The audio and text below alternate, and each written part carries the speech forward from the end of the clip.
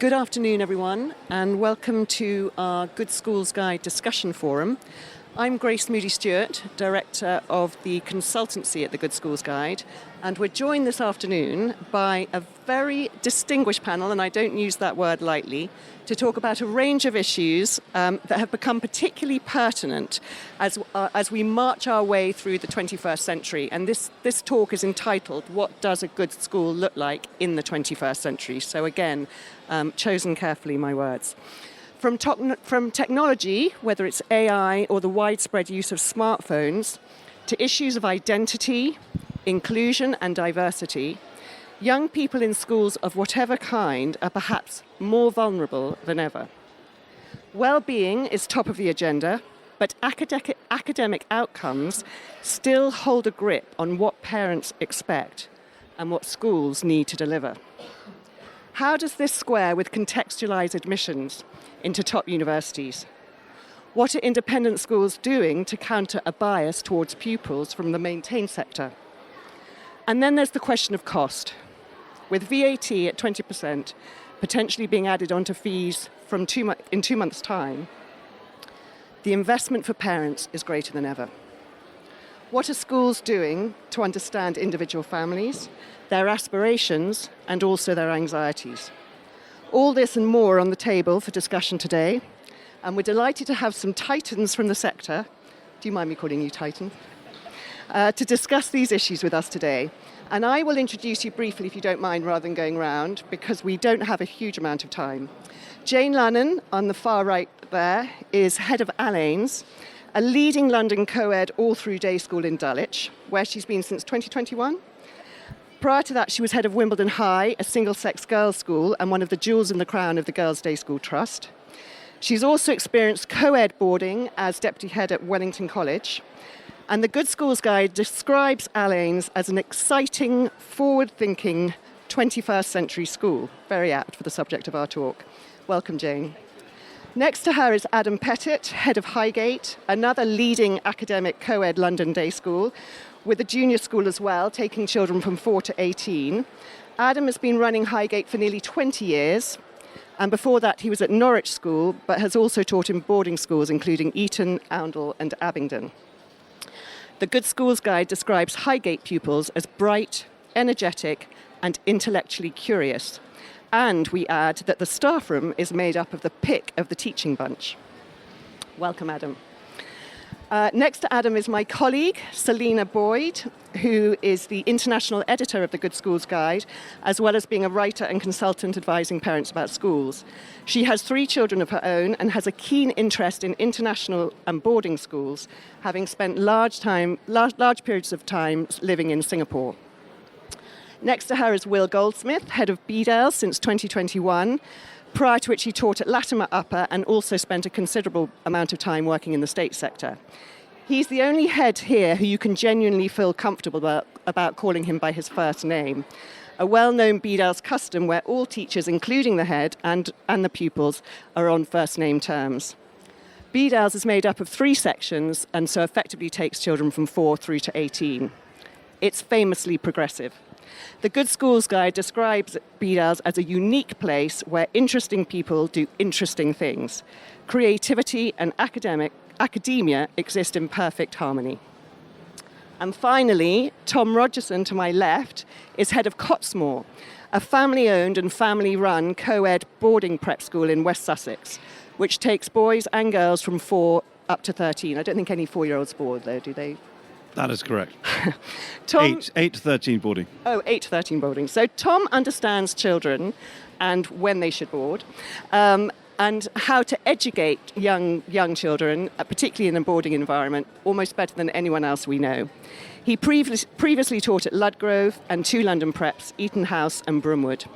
The Good Schools Guide describes the magical feeling young children must get as they wind their way up the Cottesmore Drive, past the golf course, the beautiful trees and flowers and hedges, an idyllic way to start your education. So, jumping straight into the meaty questions that I have prepared for this panel, I'm going to start by diving into the burning question of smartphones. As research increasingly suggests how harmful and addictive phones can be, And we've seen some schools, both in the state and independent sector, taking measures to either limit the use or even ban phones in schools. I'm interested to hear the views of all of you about the particular circumstances of your school, but also what you're doing in terms of taking action to prevent any harm. Tom, perhaps I could start with you as an educator of young people when this habit starts forming. What should schools be doing about the use of phones? So I have the easiest answer to this than everybody else. I run a prep school where we don't have any personally owned devices. So we have iPads and we have Chromebooks, but they belong to the school and they're administrated by the school. We don't have any mobile phones. Some critics would immediately and correctly say, but they do that at home. They have phones at home. They have their parents' old cast-offs, and they're immediately using a phone. That's absolutely right. And so, very, very thorough education on that and how to act. Are you educating the parents or the children? Both, yeah. So there are some industry standard people who make their way around prep schools and senior schools, and we have those guys come in and educate the parents. And also their children are very regularly educated. There are lots of different ways in which you can get things right and get things wrong. And I think we should all be very focused on, yes, social media, Snapchat and all of the TikTok and whatever, but also gaming is an absolutely leviathanically huge development that's happened in the last maybe 10, 15 years. And I think gaming is probably the new thing to be a little bit concerned about. Not to say stop doing it, but to just be very much aware of it. So education, obviously, is the way forward. Thank you. Adam, at Highgate, teenagers harder to manage in terms of use of mobile phones, or are Highgate on top of this challenge? I don't think anybody's entirely on top of it right at the moment, although the pendulum is beginning to swing in favour of parents and adults generally in recognising this as sort of the new tobacco and why was it not age restricted. So pupils at Highgate in the senior school aren't allowed to use phones, and visibility counts as use, and the use of a phone leads to confiscation during the day and then sanctions. Sanctions can't get really ratcheted up so you can leave the school, but they are taken seriously. And that way you can work out which children are really having trouble, because then you can end up with conversations with them and their parents. They're allowed to travel with them. They can have them about their person. And in the first week when we introduced the policy, I think we had 150 confiscations. The next week there were 20. And it's now settled down into that kind of pattern. I think that's only the beginning of the issue, but it's certainly a really interesting one. The year 13s, the ones in the final year of school, were the ones who were prepared to rebel, I think, and thought that this was a sort of infant, they were being made infants. But most of the other year groups have actually reluctantly agreed that life is better, that they're playing, they're talking, they're not spending a lot of time scrolling and wasting time. And they love picking up the staff who forget that the phones are also banned for them. Yeah, that is refreshing, the idea of laughing, talking, playing. Will, at Bedales, where, students are difficult to manage, I imagine, they're given a lot of freedom, how do they respond to any clamping down on the use of mobile phones? So as with any kind of change that we bring in the school, it is always a dialogic process, and we went through exactly that process when it came to formulating how we manage, especially personal devices. And actually it was really successful precisely because we had that dialogue with staff, students and parents. And we spent a whole term talking about it. We spent a lot of time at Bedales talking about things, but actually that leads to more kind of profoundly solid change, and keeping everyone in the community on board with that and taking people with us is the way in which we land things well. So we introduced greater restrictions from this September, and a bit like a Highgate, it's kind of settled down really, really quickly. I suppose, the difference is, it's essentially the same policy, slightly different in a boarding context in that the boarders are allowed access to their phones in the evening. We've taken a slightly more nuanced approach with the older students in that we use the same kind of approach actually that they have at Highgate, which is you can have it on your person, but it must be out of sight around the school. We don't confiscate, but we will just have conversations with anyone, and students will pick up adults like at Highgate for the same reason. I think the other thing, though, is about making sure that as adults or as sixth form students or as parents, we are thinking about what we are modelling to young people. It is a problem for all of us, whatever age we are at in society. You go around cities across the world and you will see so many people obsessed with this device or drawn into it, and it's not just children. We do have a duty to prepare young people for the world they're going into and for them to be aware of both the positive aspects of technology but also the dangers, which is why we don't go for complete prohibition. But it's a very careful, gradated one, and it's very much sort of tied towards the kind of latter end. I think the other thing is that we have school-managed devices up till 16, which allow us to avoid requiring students to use a personal device, which isn't very carefully managed by the school. So even at Bedales, we do have actually more restrictions than you might imagine when it comes to technology. Thank you. Selina, are you getting, at the Good Schools Guide, parents choosing a school specifically because of their mobile phone policy or excluding certain schools because of their mobile phone policy? I'm certainly seeing parents talk about it as a real positive, telling us very happily about the mobile phone free days that their children have, sometimes even 2 days a week. And I'm also seeing students talk really positive about it. I was talking to a girl just last week who'd actually been on a school trip, and it was mobile phone free for an entire week, something which she said she thought would be completely impossible at the start of it, didn't know how she was going to cope with it. And she said that unexpectedly she ended the week with friends she never thought she was going to make friends with, simply because, to your point, she'd had conversations with people she might otherwise not have been speaking to. So, yes, huge positives. And Jane, I feel like all the panel should address this question because I think it's a very important one. Do you find it as hard to educate your staff, for example, about modelling behaviour in the way that Will alluded to, as your children, or perhaps their parents? Are parents resisting any more draconian measures about smartphones? Thank you. But no, they're not.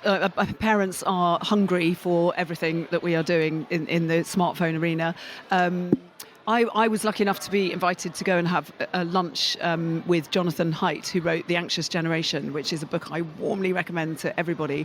And I bought lots of copies for my staff as well. And he lays out so clearly in that book the dangers, particularly for children up to 16, so under the age of 16, of this highly addictive smartphone technology. And so we have, just to finish off the cycle, we basically, none of our pupils are allowed to use or have their phones in school up to the age of 16. So they have to, we lock them away for the lower schools up to the end of year 9. We take the phones in from them in the morning, and we lock them away and we give them back at the end of the day, which has an additional benefit of actually having another lovely touch-based moment with the tutor at the end of the day. So good things there.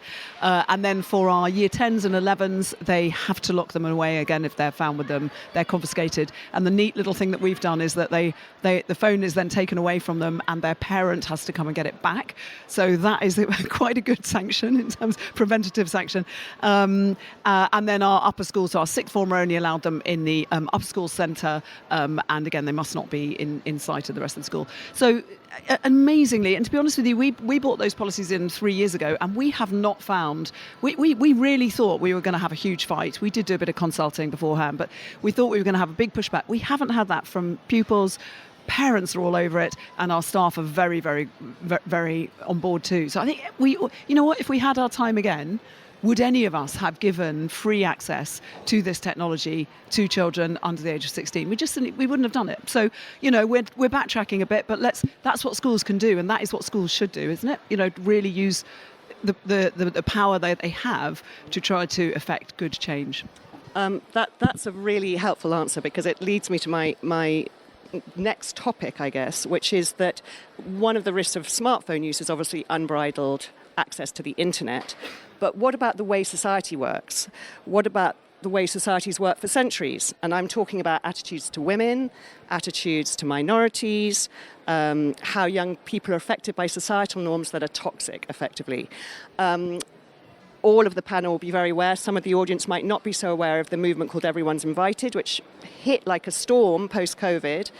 And it would be naive to think it's gone away, although the noise is probably a lot quieter than it was. And all these schools, perhaps not so much Cottesmore, but even Cottesmore, will have been affected by the issues it raised, which was peer-on-peer abuse, effectively, and the notions of toxic masculinity became very much to the fore, boys feeling disempowered, isolated, turning to figures like Andrew Tate. And again, I'm really keen to hear how all of you who are such intelligent heads with such intelligent thinking pupils are grappling with these very difficult issues. And Jane, I know you've just spoken, but I'd like to start with you. Alleyn is a co-ed school. It's got sophisticated teenagers. How are you managing these tensions between them, and do they exist at all? Am I just imagining that what I read in the press is true and actually it's not?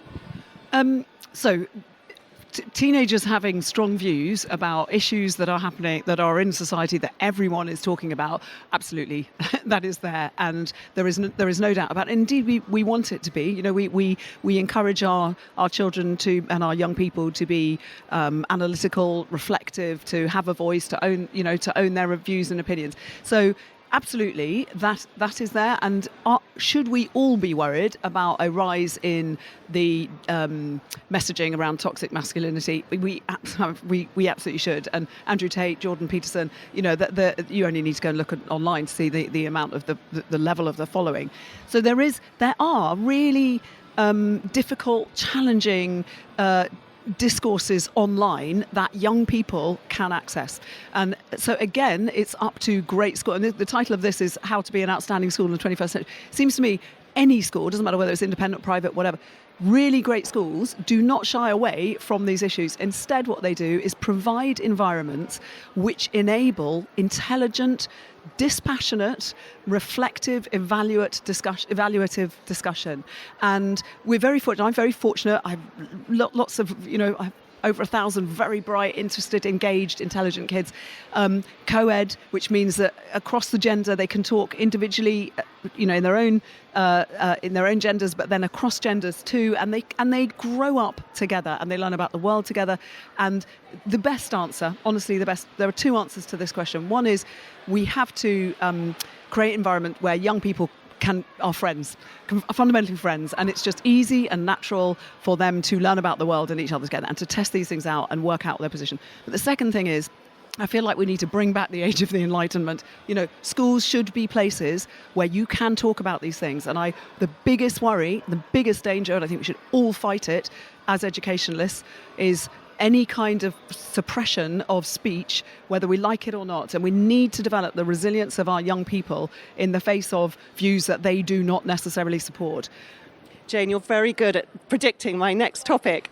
So that's exactly what I wanted to talk about. And I think we can come back to issues of identity and so on in a minute. But I really think this is very pertinent to this discussion, which is obviously we've just had the US election.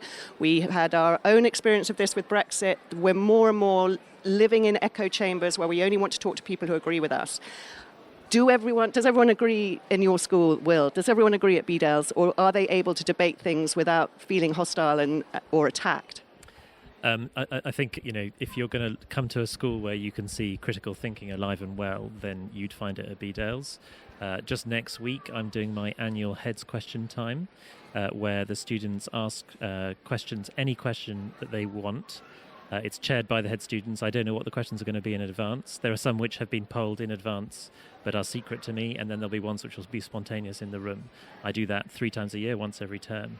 And I am held accountable to the student body in a way which is both kind of useful and interesting for them to learn stuff about the school, but it is also a demonstration of the power of critical questioning. And in so many ways, in terms of what we do, we work really hard to be, what I think is a strength of the British education system. I spend quite a lot of time in other schools, in other systems. I spent quite a lot of time in North America, for example, and I visited schools which maybe also have the progressive label on that side of the Atlantic, and there it's much more political with a capital P.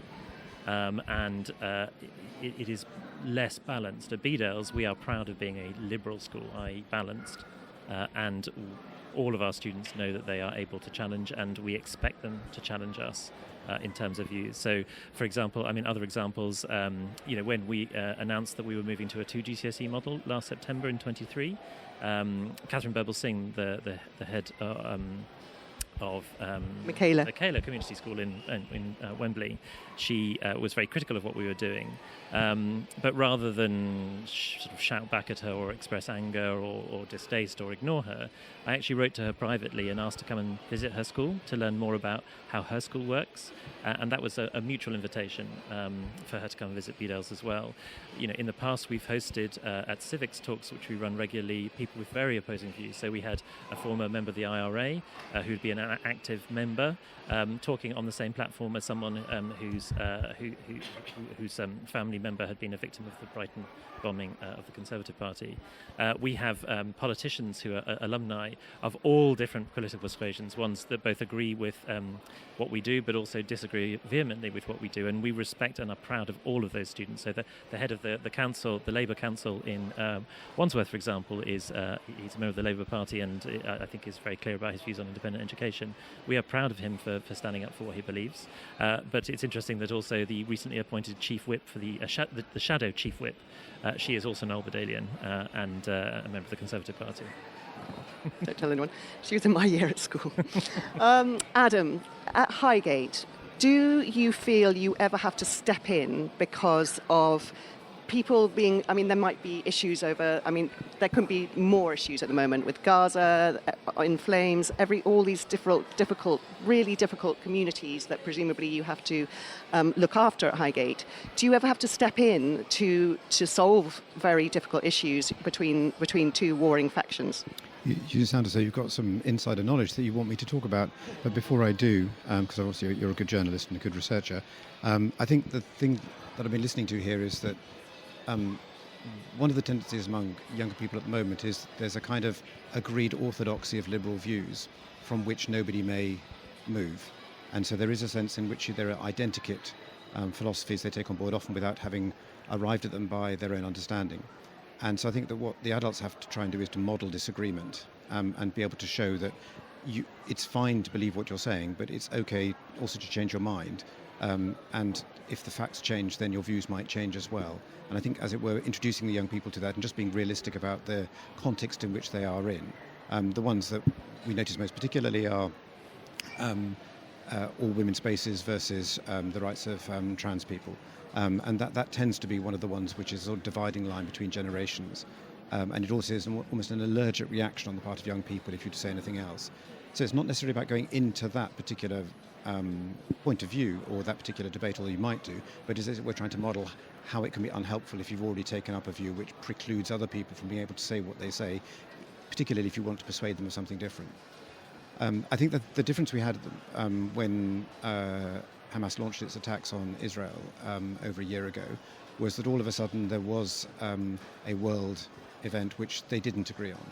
And the identities which they had largely chosen to leave behind, because a lot of the young people that come to school, they want to leave behind the thing which might identify them externally, came in and was almost impossible to ignore, because if you have got family who are being affected by this, either being killed or by fighting or whatever's going on, it becomes really, really difficult. And at that point, we did feel the need to try and create a kind of stability by giving a really long intervention into the history of of what had happened in the Middle East, and to try and explain how you might feel if you were coming from the point of view of a Palestinian who could see the experience of having been displaced, or for a Jewish person who was talking about their homeland and was seeing the attacks on them here and elsewhere.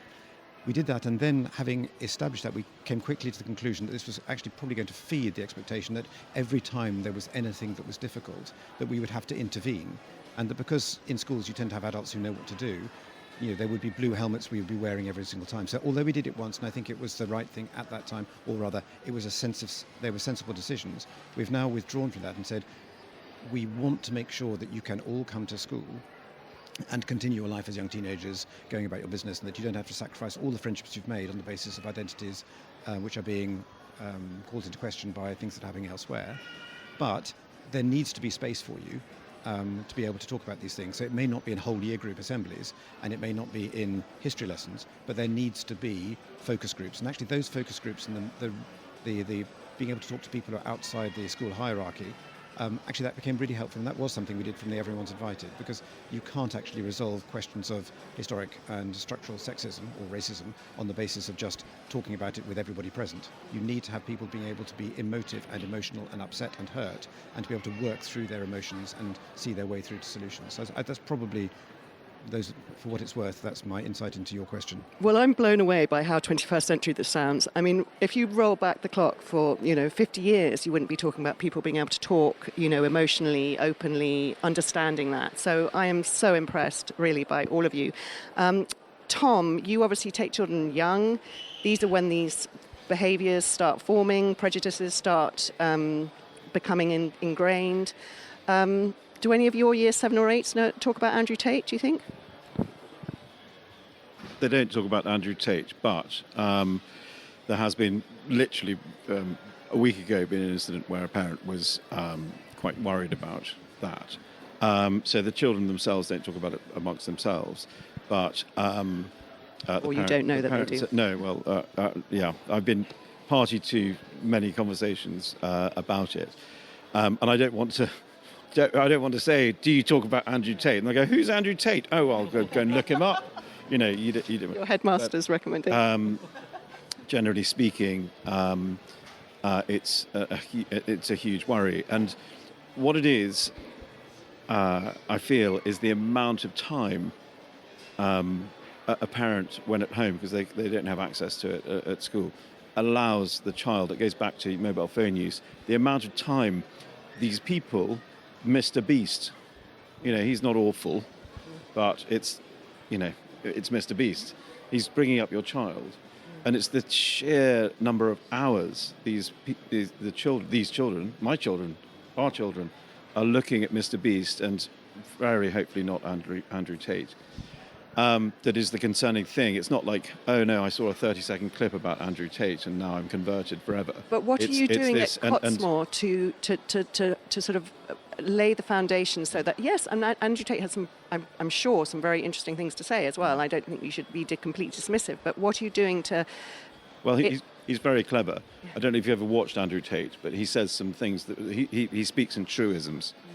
Have you watched Andrew Tate? He speaks in truisms, and then he slots in an absolute shocker, and then continues to speak in truisms. So there's this truth, shock, truth. So you're meant to think the whole thing is truth. But that's how he does it. Sorry. So that's the sort of thing. Do you think you're educating children from a young age to recognise those sorts of patterns? Yeah. Well, yes is the answer. I've talked to them. They're the children of. We are absolutely right. We are all absolutely right to be talking about this because the children trust these characters so deeply. It's extraordinary. You're absolutely right. And so much so that when you question them to the children themselves, they will question you rather than question the person behind the screen. I was going to say, I mean, children traditionally have always trusted their heads. They look up to their heads, they trust their heads, and there are other characters coming through their phones who they're trusting potentially more. Adam, did you want to add something? I think it was just to say that, although I agree that they might have in the past really trusted heads, I think they're a little bit more savvy now about the PR and commercial pressures that sit on heads' shoulders and then tend to discount. So I think what Will does and what I do, where you put yourself out for Q&A, is great. And I'm sure there are lots of heads who now do that. I think what I wanted to say was that in the face of online influences, one tends to assume that we are powerless. But actually, the people that they trust, parents, older siblings, leaders in the school, their teachers, actually shouldn't lose faith with the fact that if they say the things that really matter and live them out, actually then the children have something that they look at and they go back, well, actually, this is rubbish. And they come in and they talk about it. The ones who go under tend to be ones for whom there might have been problems anyway.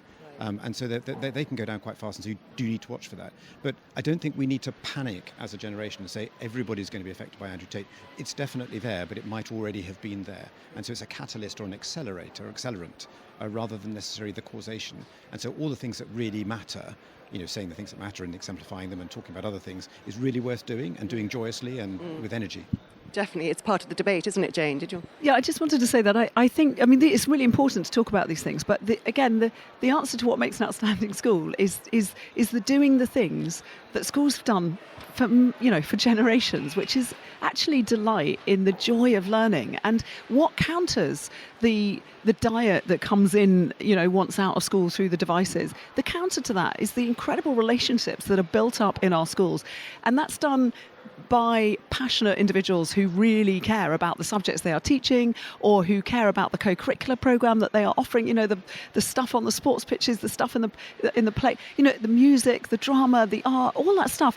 We don't do it just because it's fun for us.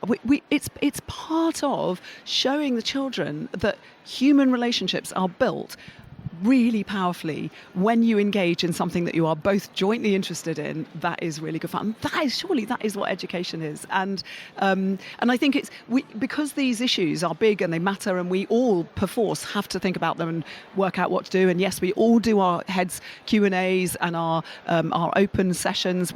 We do all do that. But the reality is, most of the time we're still doing what we do really well, which is delivering education. And that is and that's the stuff, of course, that doesn't get talked about. But it really is the answer in most for most kids, most of the time. It is the answer to all the other pressures. Is, just come here and really engage with learning and have fun with it. And you guys do it very well, but you also do it very expensively, and it's about to get even more expensive. So can we touch now? I didn't want to start with this because it's just so ever present in everyone's mind, but on the horrible issue of the VAT 20% tax increase. What I'm interested to know from all of you is various things. I'm going to throw out the things I'm interested to know, and then we'll break it down. But what are you each going to do about it, first of all? Second of all, what are your schools going to look like in the future? Who's going to be in them? And how is it going to affect your scholarship and bursary provision, if you've got that? And this is the big question, and it's a horrible question. Is this just the start? I.e., is this really genuinely an existential crisis that's going to affect the whole sector, not just, parts of the sector? So those are the big questions I'm going to throw out there for everyone to feel. I don't know who wants to kick off first with one of those. Adam, you're keen. So the phase that most schools, I think, are in is explaining what the VAT looks like and what a school can do. First of all, explaining the finances of the school. Do you have an endowment that you can draw on? And if you're not, you've really got three options. One is that you pass on the cost and parents pay more for the same service. Second is that they pay the same for a lesser service, and therefore you cut aspects of the service. And third is you increase your income streams elsewhere. And that's that period of education, because hitherto parents haven't really needed to know how different schools operate, whether they have a foundation behind them, whether they're a Corporation of London school, whether they're privately owned, and so on and so forth. And actually getting to that point so they understand. And so we set up, lots of other schools done, but we hadn't set up a parent forum. So we've had a parent forum which has been really driven by getting information out so they understand what it is we're saying when we're saying it. At the moment, I think you're going to see schools responding in very different ways according to who they're already serving, what their structures already are, and you'll see some schools that decide to offer fewer services or charge for optional things that used not to be optional. You'll have some schools that look pretty unscathed and not very different. We're sort of on that spectrum. Quite where we'll end up on that spectrum will emerge over the next 5 to 10 years. Because children are in our school, 60% of them are in the school for 11 years and 30% of them are in them for 14 years. So it'll only begin to bite as that comes out. So we are looking at additional income streams. It takes some time to get there, but we are also explaining about what it is that we wouldn't have if we were not to pass on the entire cost. So Jane, do you think these parents here today, should they be asking this question when they go around? How are you going to approach this? Where is the money going to come from? How are you going to reduce if you are? Yes, you should definitely ask that question. And if you ask it of me, at Alleyn's, then the answer is twofold. So firstly, we too are expanding our income streams. I have to say, we set out on that journey 3 years ago, and we're not doing that just commercially. I also powerfully believe, we love our education, and we given that, why wouldn't we want more children to benefit from it? And I do think there is huge benefit from international expansion that is educationally focused, but we might come on to that. But I do think you should ask the question. The other thing is that we are very, very fortunate. Edward Alleyn, the Jacobean player that founded our school 400 years ago, also made a lot of money, less reputably, through brothels and bear pits. But anyway, that money got invested, and we therefore have an endowment, which means that we are able to offer a lot of bursaries, and that money will continue and remains untouched. So we are, and that's incredibly important to us, because the very nature and the characteristic and the feel and values of our school is to a large part predicated by the diverse mix of pupils that we have in it. So I recognise that we're very, very fortunate. But to pick up on Adam's point, if independent schools are not looking how to diversify their revenue streams, I don't know why, because that is the obvious thing to do at this point. Well, Bedales has traditionally been known as not a very affluent school. I don't know whether that's still the case. I mean, it's definitely changed maybe over the decades, and I think the profile even in the last sort of 10, 15 years has changed. I think another thing, though, that maybe goes back, a thing which goes back longer, is that we have had an endowment fund since the 1930s. Obviously some go back centuries, but ours goes back within our scale of time quite a long way too. We actually, in 2023, as part of a 10-year strategic plan, announced our ambition to double the number of means-tested bursaries. Those are the 100%ers. But we also have about a sixth of our students are on some form of means-tested fee reduction. And I suppose one of the things we're working really hard on with our parent community is to work as much as possible to share that burden between parents and ourselves. So obviously it's not about passing the full 20% on. Although we are not the kind of school where we sit around with large amounts of money that we don't use for positive purposes already, and we already have income streams that we generate through using our sites and the holidays. But obviously, like everyone else, we're going to work that even harder. We also, being a boarding school, are able to look internationally to draw people in. I think we are also blessed, actually, for all that we have traditionally had maybe a different income kind of bracket in terms of families. All Bedalians have been very successful in all the different things that they have done in life, and we're finding that actually there is an appetite, particularly from our alumni community, but also from our current families, some of whom are in a very privileged position financially, to support us. And so I, as a head, I'm spending more time talking to people about what we do. And I suppose one question again for parents, along with what schools are doing to deal with fees, is what is it that you're getting in an independent school for all of this money that you can't get in the state sector? And I know that there are a lot of schools which are talking about differentiation within the independent sector. And I, as a discerning parent, I would want to identify, well, what is it? What is different, and is it significantly different? Because if it's not, then you have to ask questions about what you're paying for. Tom, I think that's a very good point, Will, because that's exactly what people ask us: is where should we spend our money? At which point should it be at prep school, senior school, sixth form? Prep schools look vulnerable, I would have thought, because state primaries are strong on the whole.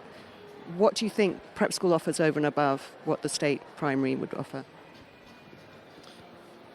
Are we talking about VAT still? No, we're talking about value for money. We've moved on. We're talking about value for money in the era of VAT. What does Cottesmore offer over a primary school? I think primary, as you absolutely rightly say, the primary schools in our area, at least, are extraordinarily brilliant. I went to one. I went to Colgate Primary School in Colgate, nearby. And I respect them hugely. They don't have... It's a difficult one to answer without saying the reality. They don't have a 9-hole golf course. They don't have a paddleboarding lake. They don't have individual teachers teaching biology and physics at the age, to 11-year-olds. And that sounds, obviously there's a certain level of privilege there that is... Well, the privilege isn't just the facilities, it's having the money to pay for that kind of education in a post-VAT era. So what will your school look like? What kind of people will be able to afford? Who do you think will make up your Cottesmore in the next 10 years? Hopefully some people who've worked out how to make 10% more money than they did before, essentially. But no, we're working very hard. We've halved the burden on parents, so we've just, it's not 20% like some schools, some famous schools. We've gone for 12%, so we've sort of almost halved it to start with. And then we're just working very. The thing is about, I think of all people, you have very, very close ties to a school that's very similar to Cottesmore, and belt tightening is an absolute classic activity for a boarding country prep school, and will be belt tightening. And yes, there'll be some things that go, and maybe the golf course will get one less cut than it usually gets. But that again, that sounds. You've got to be quite careful with how we speak. But there are certain things one can do to make it more palatable. No, I appreciate that. So there's been talk, and I don't believe necessarily this is the case, but there's been talk that independent education is going to become a buyer's market, and fees will be, independent schools are going to have to start negotiating fees. And so we talk about bursaries, but actually it will be a fee negotiation. Parents will come and say, actually, that's too expensive, I can't afford that. And independent schools will be like, well, we desperately need you, we'd rather have some fees rather than none. Can you see a future where that might happen, Adam, in the sector as a whole, not necessarily at Highgate? Well, I mean, OFT rules actually do currently allow that. It's just that schools at the moment don't do that, other than some schools which offer scholarships which are not means tested and allow that negotiation. So certainly when I first came to Highgate, I got precisely that. And people would say, well, I can, HABS is going to give me 40%, can you give me 50 and then I'll come. So we have seen that, we knew that, but we've now moved to any fee concession is always going to be about means testing. And I think it's unlikely that we'll retreat from that. I think we're talking about what does one do in terms of the overall fee level that you decide to set. And I think as long as parents understand that, I think almost all schools, what they're charging is pretty much what it costs. Okay, there are some things that parents might not choose to support in terms of some money going towards bursaries. Let's say fine in the times of plenty, but not others. But basically, what we offer is what you pay for. And as soon as you understand that, then you're saying, so if you don't want to pay for that, what is it you want to do without? And so a lot of people say, please don't change the set sizes. Please don't change the teachers, because we know your teachers are the most valuable resource. So 70% of your costs go on salaries. That's only leaving 30%. About 20% of that 30% is actually things that we don't control, whether it's pensions, whatever. So we're actually only talking about discretionary spending of about 10%. And all of a sudden people say, okay, I absolutely get it. In order to make a really determined change to the fee structure, you've actually got to offer us something different from what you're offering now. Larger classes, fewer choices, less long hours, fewer activities during holidays. Yeah. That's very interesting and also quite sobering after all the colourful things we've been discussing. What I want to open it up to the floor. I have got a few more questions up my sleeve, so if there aren't questions from the floor, I'll continue. But if anyone has a burning question they want to ask at this point, please do put up your hand.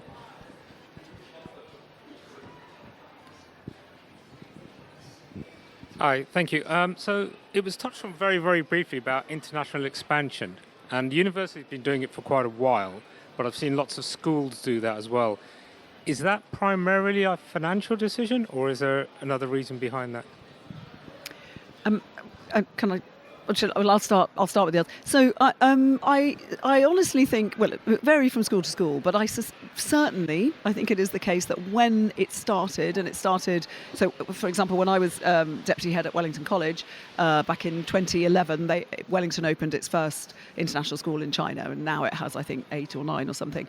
And honestly, when it started, there were 2 motivating factors. The first one truly was financial, I think, but the second one was really that more nebulous thing around brand expansion and education, the education value that goes with that, and that's twofold. One, really, there are really powerful educational opportunities that come from having a kind of satellite school somewhere else, to do with the way the kids think of themselves, that sense of kind of the world, shrinking the world. I remember going on a tour. I toured Othello around China with kids from Wellington and from the Chinese school, the school at the Wellington. That's just an amazing experience. So there are great opportunities that can come from kids, for the kids as a result of that. Also teachers and staff. One of the things that people don't necessarily appreciate is that when you work in a school like mine, Amazing school, amazing kids, brilliant staff. We again, like I'm sure my colleagues, we pay our staff very well because we know that that's where the great value comes from. So that it's hard for them to leave. They don't want to leave. But of course there's a progression. There are only so many things that you can progress upwards because there's heads of department don't want to leave either, and nor do the senior management. So a solution to that is having other schools in the family that you can, if you've got a very bright young thing who can't be a head of department in the mothership school but can go and be a head of department somewhere else, and then potentially come back to the mother school, having developed themselves and learnt lots of things, potentially to be senior management. That's a really great thing. So there's real educational value in terms of recruitment and retention of staff, impact and opportunities for pupils. And then, of course, yes, financial benefits that feed back into the education that you're offering. So, for me, it's just a win-win. And I really don't have much time for any of the arguments against it. The other thing is people tend to think it will distract people, your time.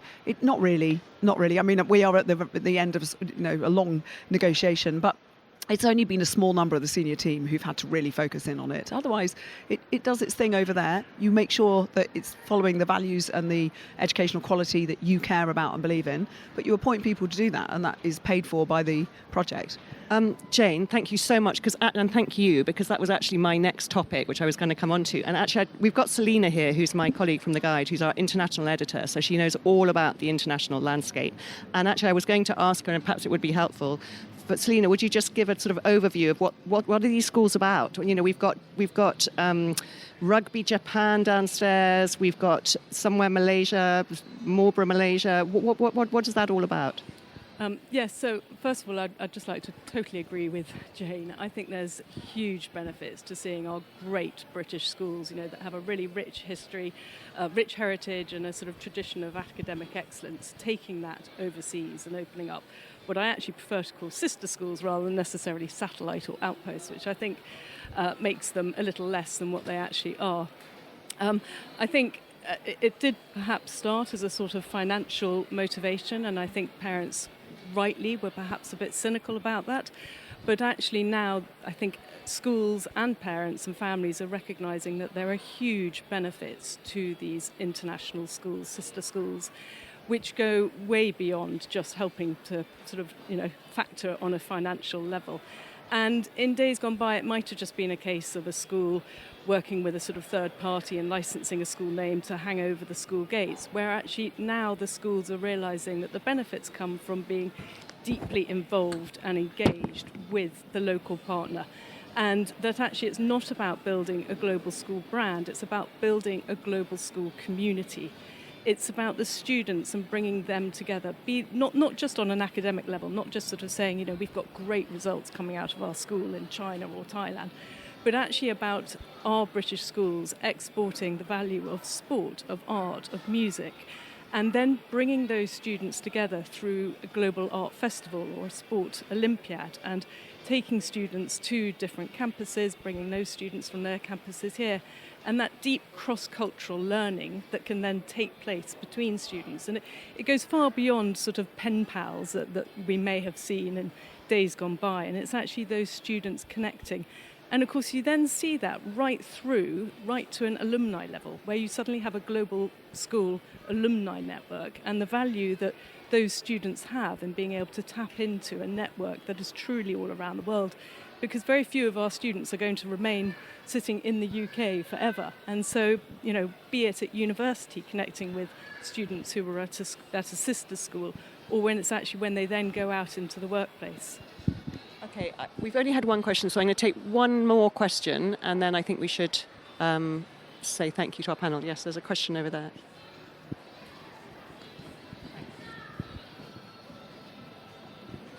How are you responding to the threats and opportunities of artificial intelligence? Sorry, no, Will. Lots of us want to say something about this. So it is. I just think this is one of the most exciting things that is happening in education at the moment, actually, across the world. And of course, there are challenges. And we have all, I'm sure, we all have our AI policies, and we have all sent out protocols to advise parents. But it's here. It's not going anywhere.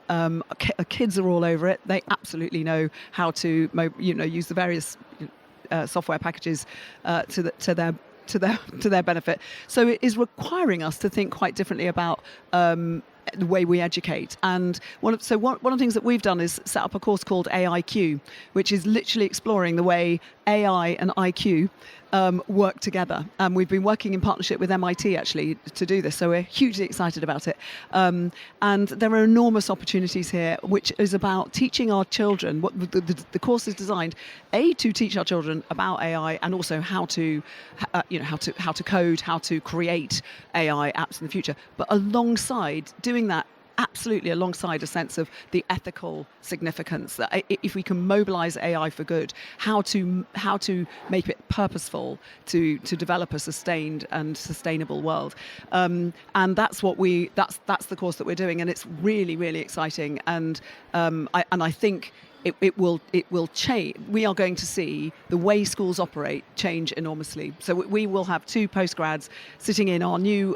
We created a lab, which we're building now. 2 postgrads from MIT who will be working with our kids to build apps to help us solve some of the educational problems that we all wrestle with. For example, how can we use AI to create better learning environments, measure oxygen, work out the light? How can we find the code to measure that? How can we use AI to manage nutrition, what our kids are eating, what they're throwing away? Jane, I must interrupt because Will's very keen to add to something. Yeah, I mean, you talked about innovation and change, and I think the education establishment across the world has to really engage with that.